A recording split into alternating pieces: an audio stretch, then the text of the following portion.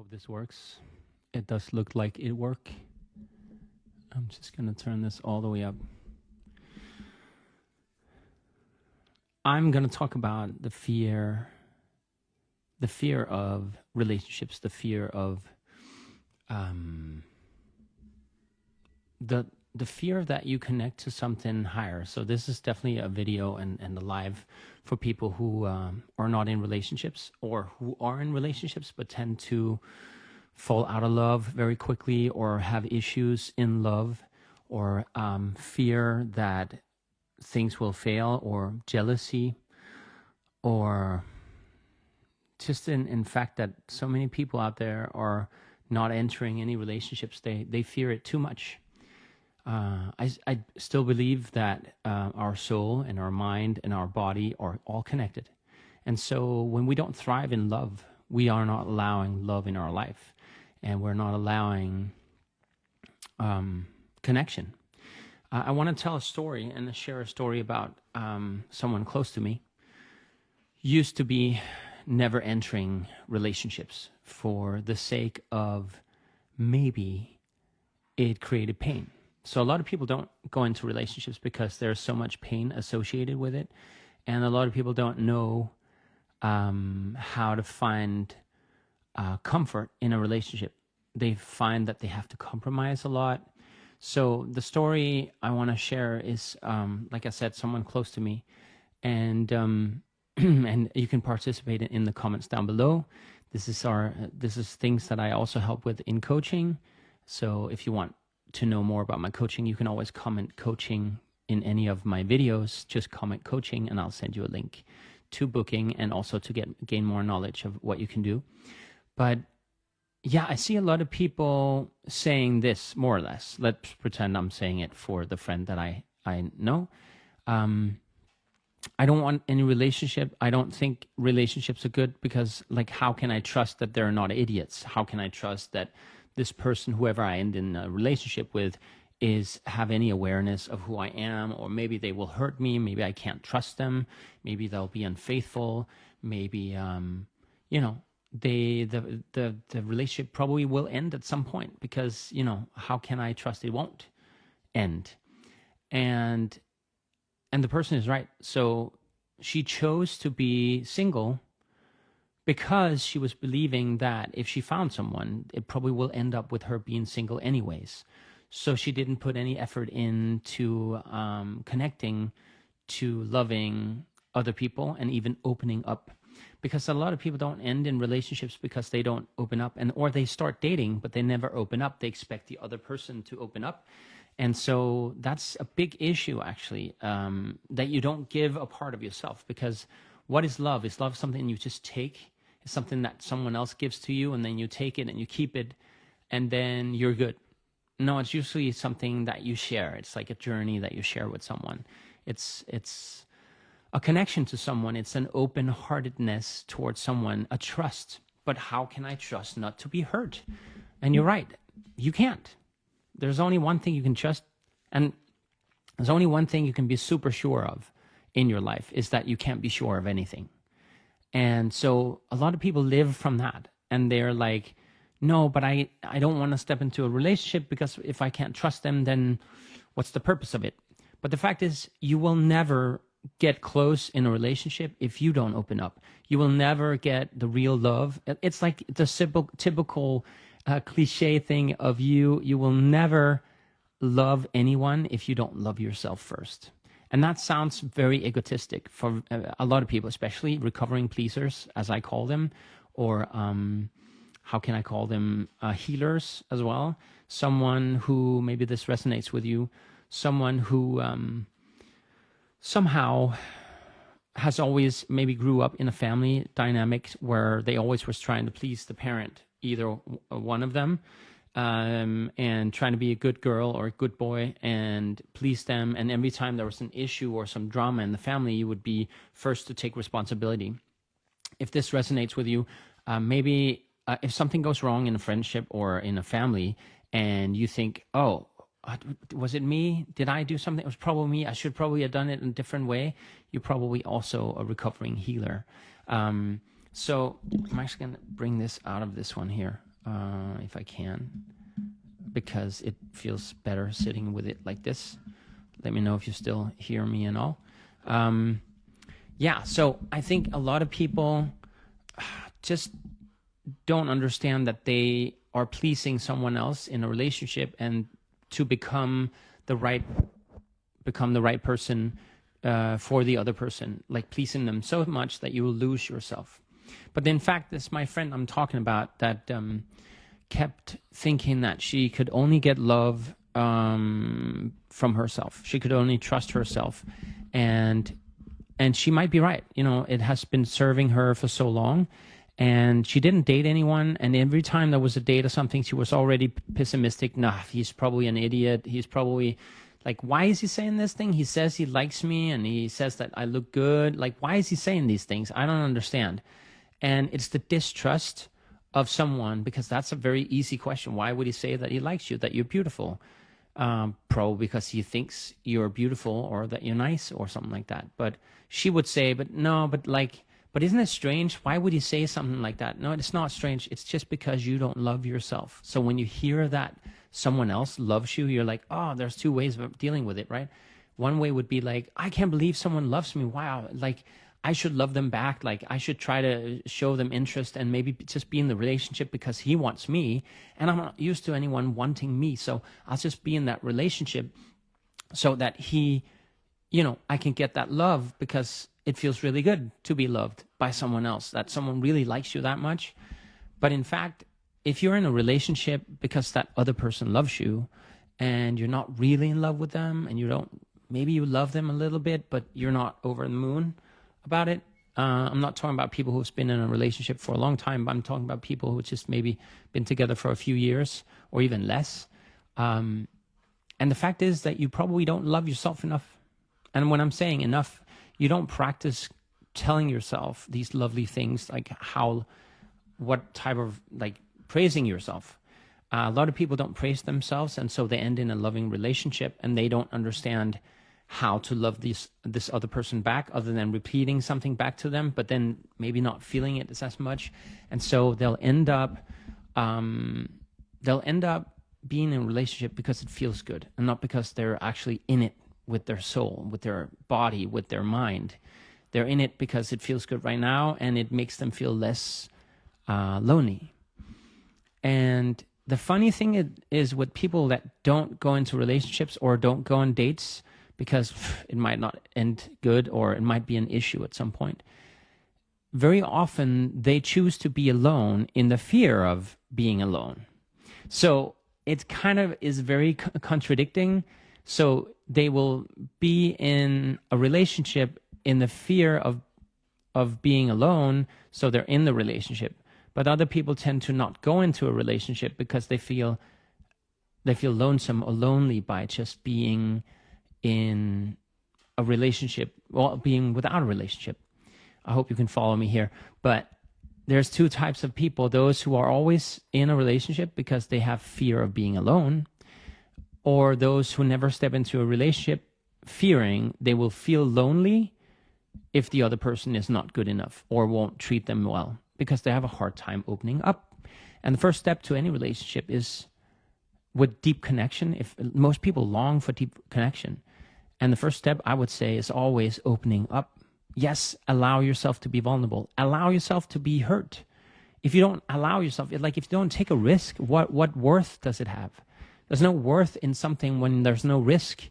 It's like sitting on the couch watching TV all day. It's if it's that comfortable. Although I see this when I'm on Tinder or like Bumble or Hinge or whatever dating apps you're using. When I'm on these apps, I often see people writing about their passions, and a lot of women, they're like, I love watching Netflix, hanging out on the couch, eating good food, and maybe going for a walk. That's their life. To me, that sounds super boring. I love watching videos. I love watching movies. I love going for walks. I love food. So it's not that. It's the fact that your dreams are presented. That's all it takes for you to be happy. It's just to watch Netflix with someone. And it almost sounds like it's so easy to find someone who has that in common with you that you're not really making an effort. So if you're making a dating profile or making like a list of things that you love in your partner, or making a list of things that you enjoy in someone else, that you want in someone else, and it's just like I just want them to like Netflix and watching movies, and I just want them to be liking food and walks and wine. I mean, you had the option right here on your dating profile to tell them what you're really passionate about, and you mentioned wine and Netflix. You sound like an alcoholic just sitting on the couch all day. I'm sure there's something else to you than just that, right? You probably have dreams.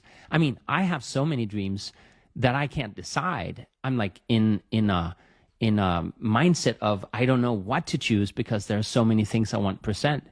It's the same thing with my profile. If you followed me for a while, it's like tarot readings, it's psychic readings, it's about relationships, it's about mental balance, it's about emotional balance, about health, sometimes even jokes, so about politics or whatever. So I have a hard time choosing just one lane, but I just see this over and over, people not going on dates, but wanting and dreaming about someone, but just never do anything. Don't even put a dating profile up, or don't tell their friends what they're looking for. Not even going out for dinner alone sometimes, because they're fearing of that's awkward, sitting alone in a restaurant. I find it more awkward to sit at home feeling sorry for yourself, or doing the same thing you did the rest of the week by sitting in front of Netflix and just doing nothing, or just scrolling on Instagram on the couch. I think if you're looking for real love, you have to open up.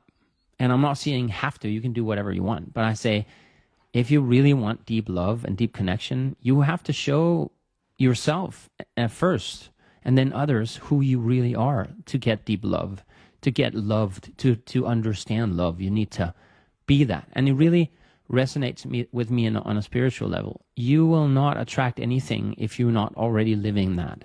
So if you're looking for the perfect person to go skiing with, why are you not out skiing already? If you look for the perfect person to be healthy with and go for a run or eat healthy, why are you not eating healthy and going on a run for yourself right now? So it really is an invitation for you to look inward and be like, how can I become more of that person that I'm longing for, instead of thinking that it's something that some recipe that someone comes and follows and be like, yes, I'll be this for you. And also, a lot of people don't understand that love is work, and meaning if you really want to do the work, you have to show up, and you have to kind of allow yourself to go through pain, and allow yourself to be vulnerable, allow yourself to be honest and authentic, and put yourself out there. In some sense, it could be on a dating profile, it could be on creating joining a community, putting yourself on Facebook, talking about like who you are, what you're into, your interests, just sharing whatever you long for. I see a lot of these dating profiles on I'm a member of a few groups on Facebook that's called Unvaxxed Singles, and it's really interesting. People put themselves up and they don't really say what they want, but they just put their pictures up and say like, I'm looking for love. But that's great, but why don't you put things out there that people will connect? I mean, you watch any dating program, and I watched recently the Love on the Spectrum. If you haven't seen that, it's definitely worth it. It's people with autism that goes on dates, and you'll see like one of the people in the series will be like, well, if he's not into animation, if he's not animating himself, and he doesn't have a company, or like thrives to like put an effort into getting a company of animation, she won't date them.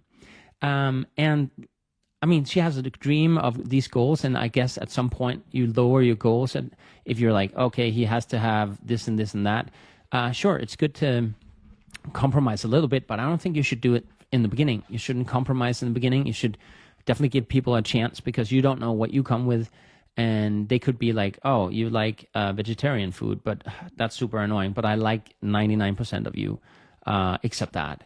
So, it could be so many things that people really don't step into and understand that to put yourself out there is the first step of finding yourself and finding love and allowing yourself to be so honest and so authentic that when you search for love, when you search for connection, I think it's important to share what you search for, and the fear that you have of not finding someone, don't let that win ever.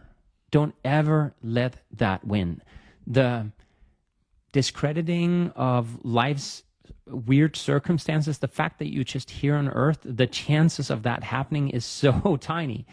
And why not allow yourself to find that love that's out there for you? And again, you won't find any love if you don't love yourself first. And you won't meet anyone without any triggers if you haven't dealt with your triggers first.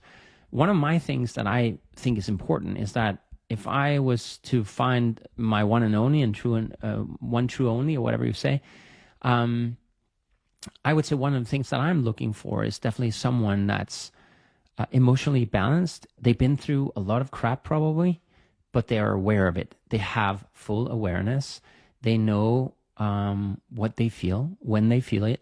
They're not afraid of sharing emotions, or at least they're not willing to shut themselves down. Well, they won't shut themselves down if they share what emotions they have. That's some of the things that I think is so important to me in a relationship and in dating, is that she will be vulnerable and she will be open. And of course, I have to make the setting for that. As a man, I think I have to keep space for that, hold space for that, meaning make sure that she feels comfortable enough to share her emotions. And I actually find it as a strength. To me, it's a super strength. If someone is vulnerable and shows their emotions, I'm not talking about the people who cries all the time and, is so emotional that they, don't have any grounding. I'm talking about people who are grounded and then now and then shows emotional vulnerability.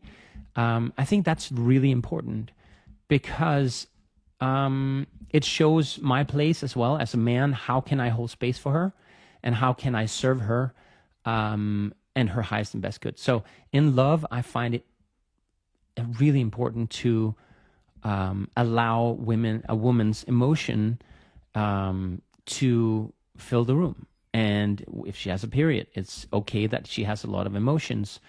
I have learned from my previous relationship, which was quite recently, that holding space for a woman and listening to her emotions is so important. It might actually be the most important thing I've learned about women the past many years, is that allowing a woman's emotion just to be whatever it is. Don't try to transform it. Don't try to heal it. Don't try to change it. Just listen to it. And if it's needed, then some guidance could probably help. But all in all, I think it's so important as a man really listening to a woman's emotion. So when this friend I talked about before that was not dating anyone because she had a fear of being alone, but then she chose to be alone, which means she is now living in her fear. But she didn't realize how opposite that way of thinking was. I really want to date someone, but I'm afraid of being hurt, so I will not date anyone, and that's why I'm alone. So I choose to be alone because I don't want to be alone. Doesn't really make sense, does it? So you not choosing anyone because the fear of choosing someone will make you feel alone in the end doesn't make sense. So it's kind of like taking control of something to not be alone and then actually being alone because you choose not to do anything about it. So very counterproductive. What I would invite anyone to do today would be sharing your emotions with someone. And if you're a woman, I invite you to share your emotions with your man or your date. Or if you don't have any of that, then share it with someone that's masculine enough to hold space for you. So sharing your emotions without him having to do anything about it. And sharing your emotions just for him to listen. And you can literally blame him. I'm not telling you to, but you could say, I feel like you're a complete idiot. If it's your partner and they didn't notice you today or didn't hold space for you, you can say, I really feel like you are a complete idiot. And I feel that you're not showing up for me. I feel super vulnerable that you are like this and that. And I feel you should have done this and this and this.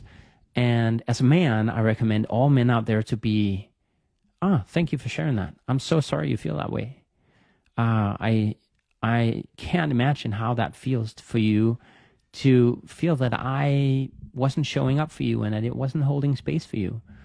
And I realize you're not attacking me, but you're just sharing your emotions. And I thank you for that. As a man, allowing someone to share their emotions without being defensive and without taking it personal, that is so powerful. And I've seen so many women over and over being healed by just a man listening, or a masculine energy listening to their emotions and holding space for them. I tend to sometimes also wanting to, how can I say, be defensive and think that they're saying this, they criticize me when they talk about their emotions.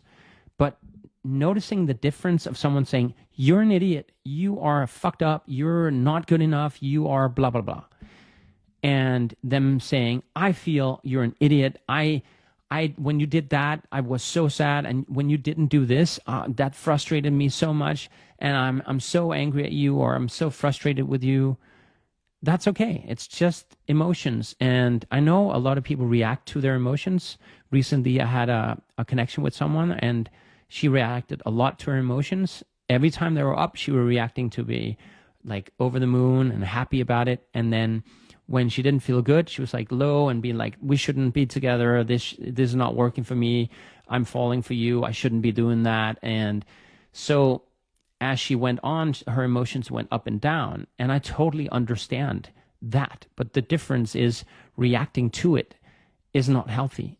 Reacting to emotions all the time, other than if you feel your boundaries have been crossed or someone overstepped it, it's important to react to it and say, like, I don't feel comfortable in this situation. I'm going to get up and walk out, or I'm going to come back. I think also in every fight, when someone says that's enough and they walk out and be like, I'll be back, but I can't take any more right now. That's also okay. Setting some boundaries. But I just found it really interesting to talk about the whole thing of, to get love, you must first be love. And to attract something in life, you must first be it. So it's like walk the talk, right? It's putting the effort behind whatever intentions you have of finding someone that's good for you and someone that shows up for you. And sometimes for a man, well, chasing is part of the game. But I think I stopped chasing a little bit because it doesn't feel pure. It doesn't feel like my highest and best good chasing women all the time. It doesn't feel like it comes from a lack mindset, if I can say it any clearer. If I'm chasing something, I think it's because I don't deserve it and I have to work hard for it. Whereas I think if I'm in a flow state and if I'm feeling good about myself, I will definitely attract someone who also feels good about myself, about herself. And she will probably resonate with whatever I say and whatever I do.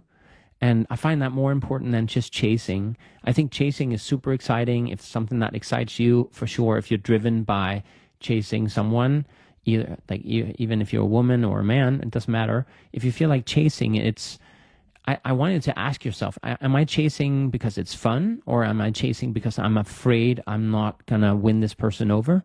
And if you feel like you have to put a lot of effort in to win someone over, just understand that you're now manifesting into a relationship that you have to work hard and show up in a way that you aren't fully to win that person over. So in any argument or any situation, if you're not getting what you want, you have to step out of who you actually are and be unauthentic and pretend you're something more than you are, or really show up. I used to, in a lot of dating, I think I still do it somewhat, but a lot of times when I was dating, I would play guitar, I would sing to them, I would show them some tricks, I would be funny, I would pull out all my arms, and meaning arms like my weapons, all my things that I think I'm good at, and I would show them all to her within a few weeks, a week or two. And I was just, be so exhausting playing this game of wanting to be seen and wanting for her to love me and see me and see, I can do this, I can do this, I can do this. But there's one thing I didn't really have awareness of, is that she's already in my living room and she's already been on a date with me, and now she's interested. She's so interested that she's with me, she's hanging out with me. Why am I just playing guitar and making food for her and showing her what I can do, trying to impress her? She's clearly here already. I don't have to do all that work. Why not give it as a surprise later on that I wrote her a song, or that I can juggle bottles, or I can, I don't know, do characters and make her laugh. Why not wait to pull out all the guns? I think that's the slang for it.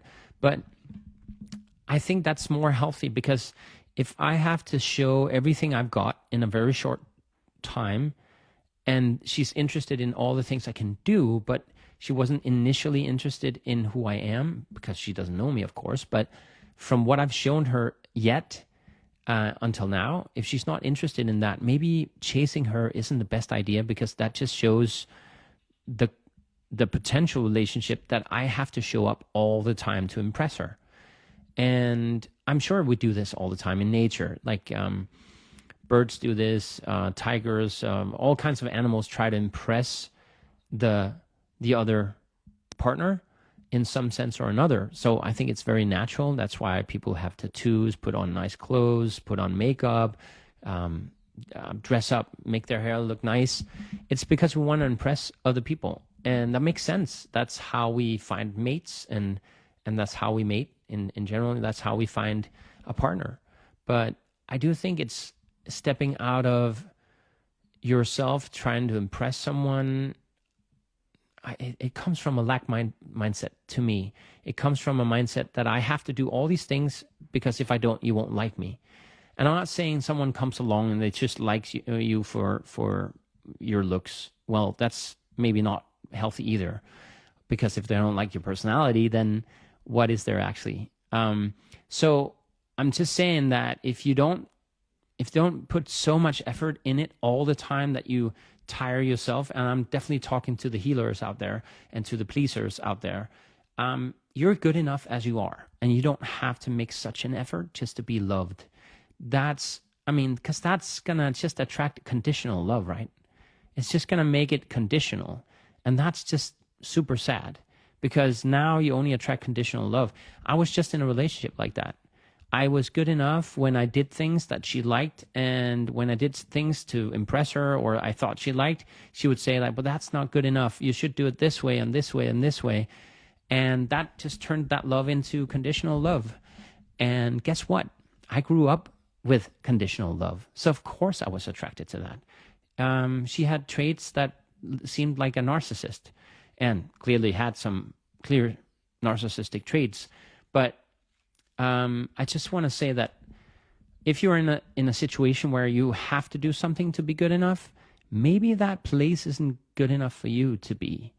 And if you're not loved for who you are and how you show up willingly, not to impress, but just to, and if you're a lazy fool, then maybe, it's fair enough that someone finds you too lazy. But at least be honest about it. See, that I'm a super lazy person. I wish I was more than this, but this is actually who I am. Instead of you being in a relationship where you have to every day fight for not being lazy and fight for not hiding that part of yourself. It's like, I wish that people were more honest about how much they drink, how much of an alcoholic people are, or how much they smoke.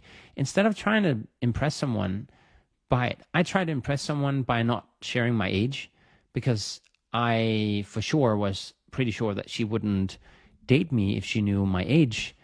And then I was right, because on the second date, I told her, listen, this is, I haven't been hiding it, but you haven't been asking me of my age. And I just wanted you to know, because I think you mentioned your age. I just want to mention my age. And I know there's a big difference. But I don't feel a difference when we're together. So it's not like I feel a difference, but if numbers are important to you, then maybe it's important that you know that. And I realized from that step on that I would from now on just be honest straight up with my age. But I have issues with my age because I don't feel my age. I feel like I'm 25, 28 maybe, and I'm not. And so it's frustrating meeting someone else, dating someone else that, have an issue with my age, but I have the issue of the other way around. But at least I don't look my age. And so that was my issue. And I'm glad I was honest, because then she could step away. What I actually think happened, without me knowing it, but I am clairvoyant, and that's the feeling I had. I told her my age, and she's still on a date, wanted to kiss me and wanted to hang out, and didn't lose interest. And I held back a little bit. So the kissing thing, I just, I did it, but I held back somewhat because I was thinking that she might want to think about it, because I don't know if it's important to her or not. And I'm not sure if people can be honest straight up right now as I can, because I'm very transparent in things that I say and do. I try to be, at least. And she broke the connection next morning by saying, I just thought about it, and maybe the age gap is going to be an issue at some point. So maybe that's not how I imagine myself. But other than that, on so many levels, we were just agreeing about how we wanted to live life, how we saw things, what are our values and such. And so we agreed on a lot of things. And there was just, that was her boundary of her age mattered to her. And in my case, age mattered not, except that I wanted to hide my age in fear of losing her. But why would I be with someone who has an issue with my age? So that's the next question. If you're with someone and you find yourself lying to fit that person, it's very unauthentic. It's very deceiving, not only to the other person, but to you. You are living in a state of mind that is not serving you. So you won't attract the honest counterpart to you. You won't attract the actual love perfect match if you start lying about yourself, because the intention of lying or hiding a truth will not serve you. And so I think it's important to just make sure you have your values in place, and that you have your boundaries in place as well, and that you love yourself, you take good care of yourself, and then ask yourself, how does loving yourself look like? Because it's hard to answer. For me, it would be knowing my boundary and being clear about them, speaking my mind, sharing my truth, have respect for others, and eating healthy, living healthy, take responsibility for my own health, my own mental being. So how does love look to you? Caring for myself could also be treating myself with a spa or massage some now and then. So I think it's important to ask yourself, how does love look like to you? What is self-love? And if you can answer that question, and then ask yourself, is my partner showing me the same thing? Or have I been honest with my partner about what I want in a relationship?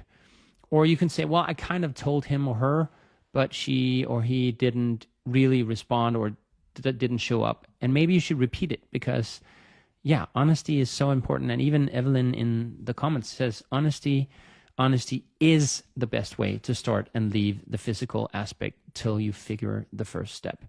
And I agree. Sometimes this honesty can be very unpleasant to some people. So I found this also, which was really nice, in Love on the Spectrum, the series on Netflix. That's one, I think his name is Collins or something like that. He says, is it okay I'm honest? And then he shares what he honestly feels and thinks. And what is the greatest thing is that if you get rejected doing that, you know that the person is not for you. But if you don't get rejected, you know that the person actually allow your honesty and you being honest in a relationship. And, even small white lies, sure, it can be fine. It's not that you have to share your entire life, but at least being honest about what your needs are, and when they overstep your needs and your boundaries, I think that's so important. And thanks, Evelyn, for sharing that.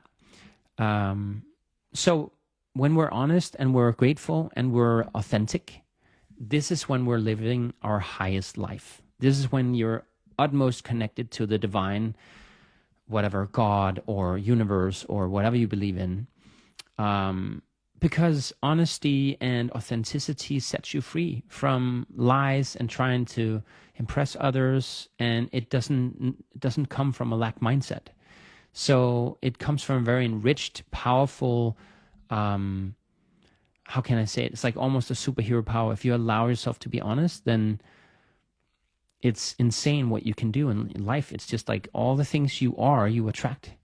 And it can be a little bit lonesome sometimes being honest. I'm not saying don't be honest in a situation you're not invited to be honest, but at least ask in the situation, except if your boundaries are being overstepped. But yeah, so to sum it all up, coming from a lack mindset often stops you from dating, because you're either dating because you need someone, and when you need someone, you become needy. And most guys can smell that from far away. And the people who will love you in that situation are people who are used to living with needy people, and they will be your pleaser instead. And that sounds very unbalanced, imbalanced. And yeah, it won't serve your highest and best good. So what I'm really saying, like the core thing of all that I've been saying is like, do your inner work, do your shadow work, try to find out like, how does love look? Write down the things that resembles love to you, and figure out how you can give them to yourself, because you can. And I'm not saying it's because you have to live with that, but I'm just saying when you know how to treat yourself good, you will be able to know when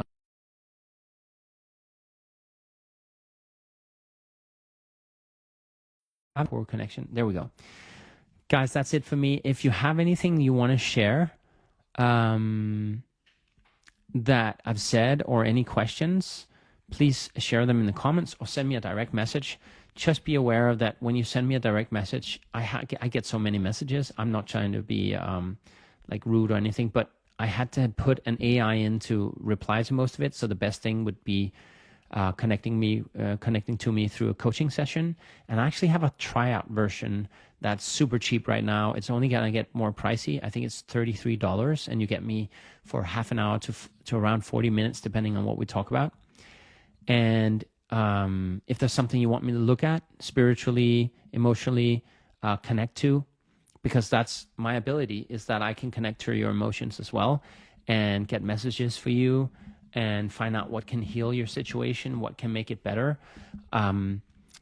See what you can do in life to step up to find the real love that you're looking for, doing the inner work, even job-wise. How can you behave? How can you react? What can you do? I just had a client today also looking to either sell her company or not. I helped her through that. From what I know, my knowledge of it, I shared a lot of information. So I help clients, all my clients, to step closer to who they actually are, finding their life purpose. And I can see people's potential, like really deep potential, why you're here, and the things that you need to be showing up for. And I can also see your past, even sometimes past lives, but also your past, what emotional damage do you have here that you carry that you might not have awareness of, and these things. So if that's something that's interesting for you, you can comment coaching down below this video or any other video of mine, and I'll send you the link to book me as a coaching, and to the limited special offer right now. That's a tryout offer. If you've never tried in a session with me before, you can book that. Yeah, because I really want you to thrive. I really want you to understand that your authenticity is the key to every success that you will have in your life, even when you're in doubt, even when you're confused, frustrated, disconnected. So that's what I'm inviting you to do. Anyways, I wish you the best, guys, and I thank you for listening this far. I hope you can use some of this information for something, and I'm sure if you try to follow some of the advice I gave during this, you probably will have much more success of connecting to someone that serves your highest and best good, not because of a lack mindset, but because of an abundant mindset. Okay, guys, take care. Bye.